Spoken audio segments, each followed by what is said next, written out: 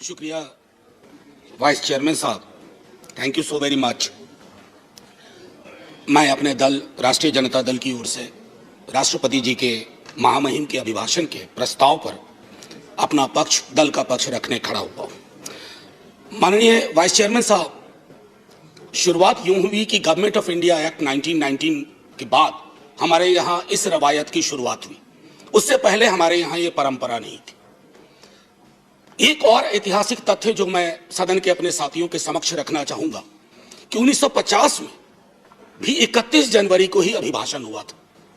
31 जनवरी 1950, जब हमारे तब के महामहिम डॉक्टर राजेंद्र प्रसाद, जो बिहार से आते थे, देश के सम्मान्य नेता थे, उन्होंने अभिभाषण दिया था। तो 72 वर्ष बाद ये एक संयोग है, लेकिन 72 वर्ष के अभिभाषणों के दायरे में अगर सर सोचे तो कई चिंता की लकीरें हैं, और चिंता की उन लकीरों को हमने अभिभाषण के पक्ष में, अभिभाषण के दौरान नहीं देखा।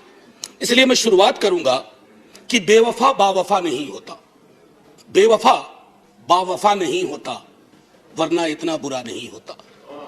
हमने तो सोचा था, बाद लुटने के ये पता चला कि रहजन रहनुमा नहीं होता।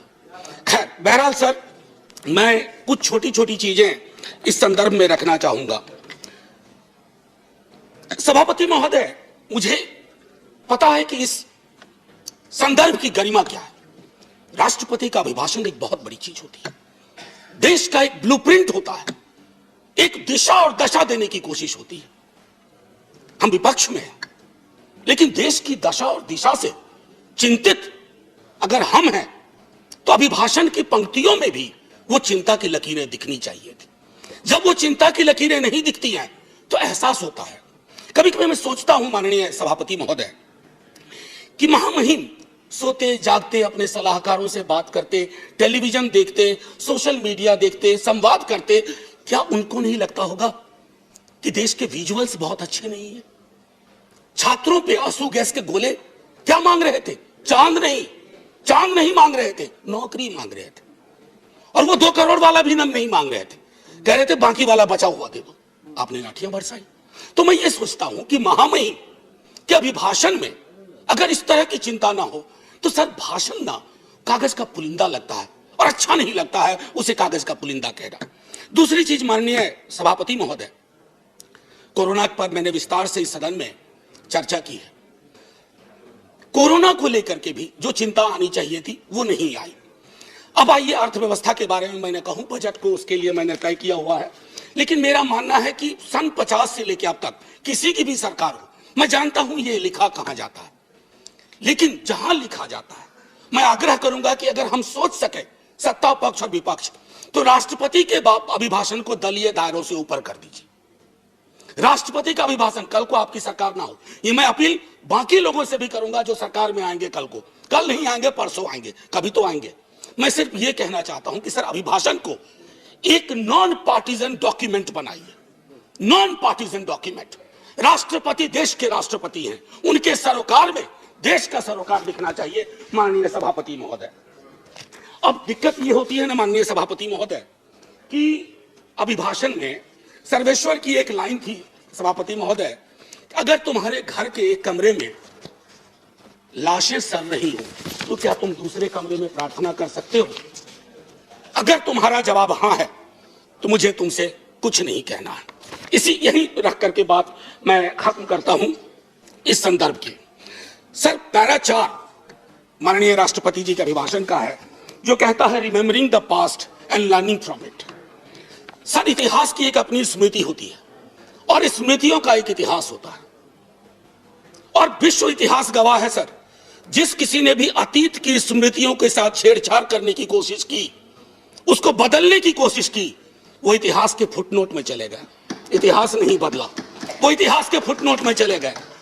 नेताजी सुभाष बोस, अरे देश के नेताजी हैं, आपने उनको इंपीरियल कैनोपी में रखने का, अगर नेताजी कहीं से आ जाते हैं तो कहते कैनोपी मत रख भाई, दिलों में रख, दिलों में रख। मैं ये इसलिए कह रहा हूं, मैंने नेताजी की चिट्ठियां पढ़ी हैं नेहरू जी के नाम, मैंने नेताजी की चिट्ठियां पढ़ी हैं बापू के नाम, मैंने नेताजी की चिट्ठियां पढ़ी हैं तमाम उस दौर के लीडर्स के नाम। कहां कद था नेताजी का, नेहरू जी का, बापू का, पटेल का, और विवेचना कौन लोग कर रहे हैं? मैंने इसी सदन में कहा था कि बौनी समझ के लोग लंबा इतिहास नहीं लिख सकते, लंबी लंबी लंबी लकीर नहीं खींच सकते। एक बार चिंता करिएगा सर, मैं ये कह रहा हूं कि बापू के राम की संकल्पना करिए। अच्छा, इससे पहले एक हल्के में एक बात कहूं माननीय सभापति महोदय, मैं कभी कभी सोचता हूं 1952 में पहला चुनाव लड़ा हमने सर। 52 में हम पार्टीशन से निकल के आए थे, पीड़ा थी बहुत, लाखों लोग मारे गए उधर और लाखों लोग मारे गए इधर। लेकिन सर 52 का चुनाव हुआ था समावेशी विकास पर, रोजगार पे। 70 साल बाद हम चुनाव लड़ रहे हैं किस चीज पे? देख लीजिए।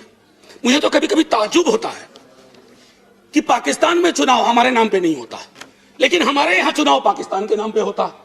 अब मैं तो कह रहा हूं कि जिन्ना कहीं भी होंगे सोच रहे होंगे कि जो जीते जी मैंने नहीं पाया, भाजपा वालों ने मुझे मरने के बाद दे दिया। ये मैं समझता हूं हम सब के लिए सर चिंता का विषय होना चाहिए। सर मैंने कहा था कि बापू के राम, जब इतिहास की बात करते हैं सर, ये किताब है प्रार्थना खंड, बापू की किताब है, बापू की प्रार्थनाओं का संकलन है। मैं आग्रह करूंगा सब पढ़ें। जब नोआखोले से लौट के आए बापू, बहुत पीड़ा थी, उन्होंने अपना प्रार्थना बदल दिया।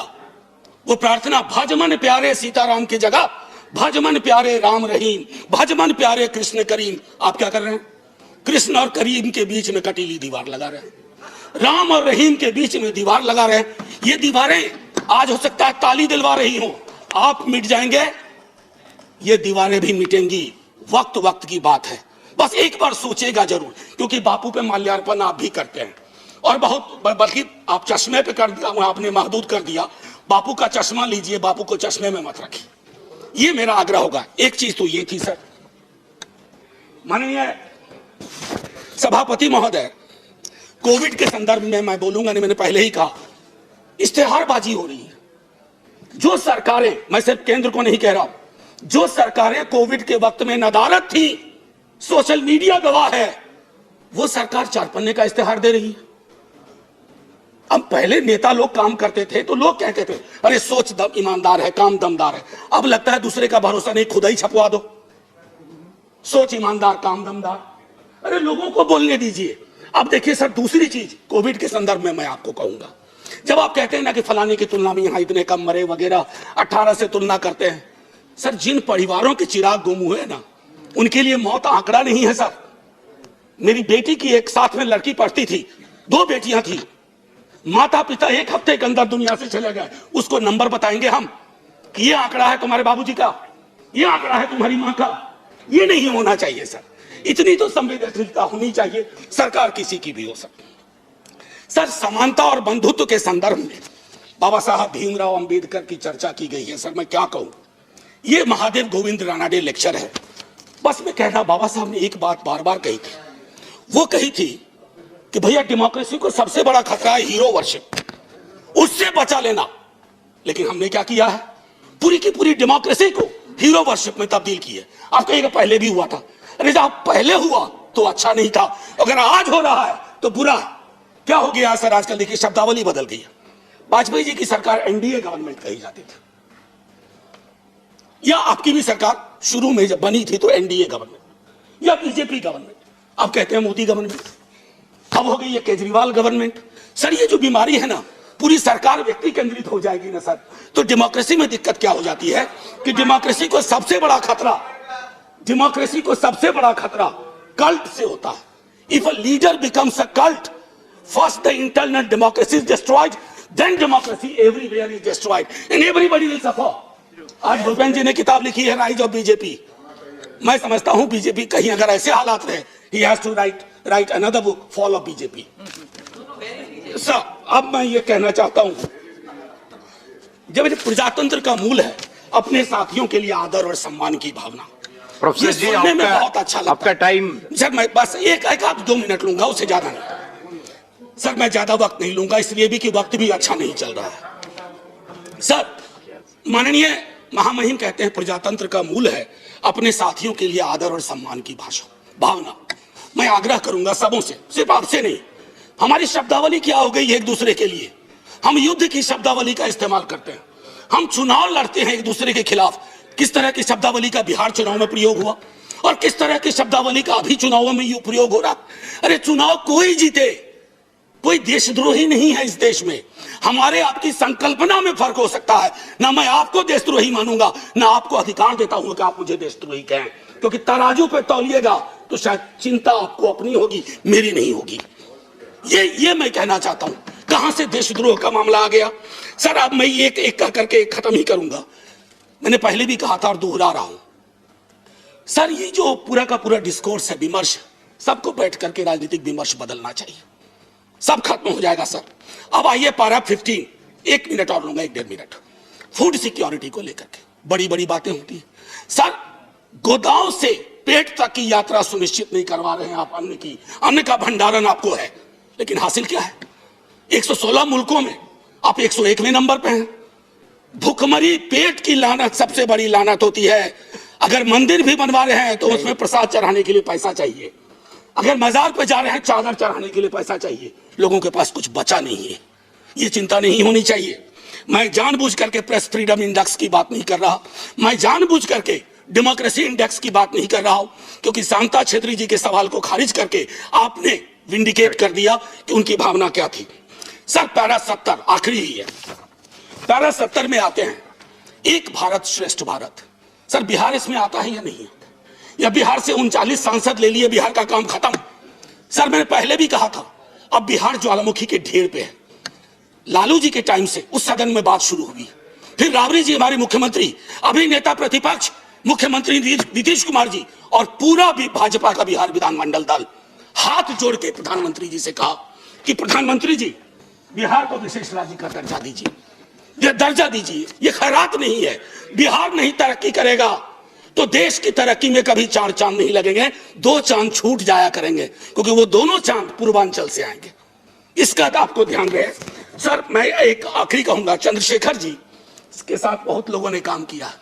उन्होंने एक बात कही थी बड़ी मार्मिक, राहबरी के सवाल में।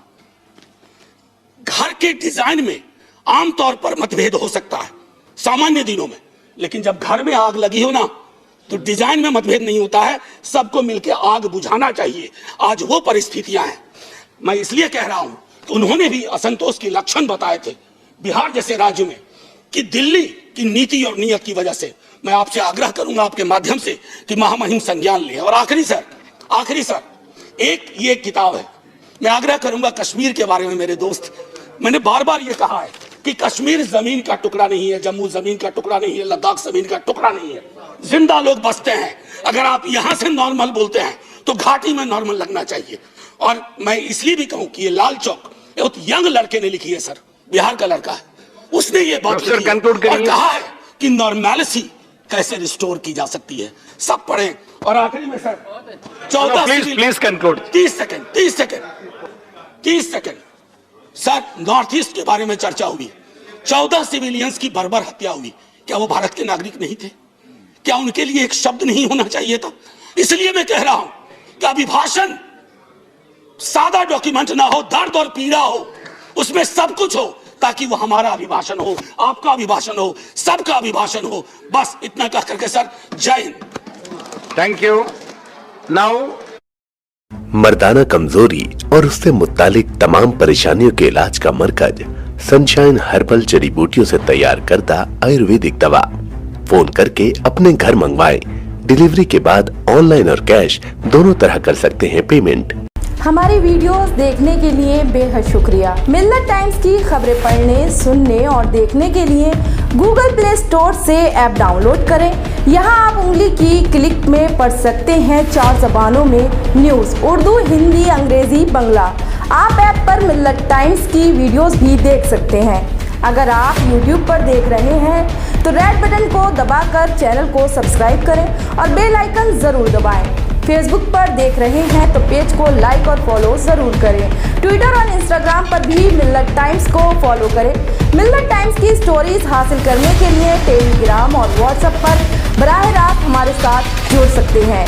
हमारे काम से आप मुतमईन हैं तो इसे जारी रखने और मजबूत बनाने के लिए हमें सपोर्ट करें। स्क्रीन पर दिख रहे और डिस्क्रिप्शन में दिए गए अकाउंट नंबर पर मिल्लत टाइम्स को अपनी रकम भेज सकते हैं। अगर आपके इलाके का कोई मामला है, आपकी मसाइल को मीडिया में जगह नहीं दी जा रही है, तो हमें ईमेल करें या व्हाट्सएप पर मैसेज करें। हम उठाएंगे आपकी आवाज़। मिल्लत टाइम्स मतलब मजलूमों की आवाज़, नफरत के खिलाफ जंग, फर्जी खबरों से निजात। www.millattimes.com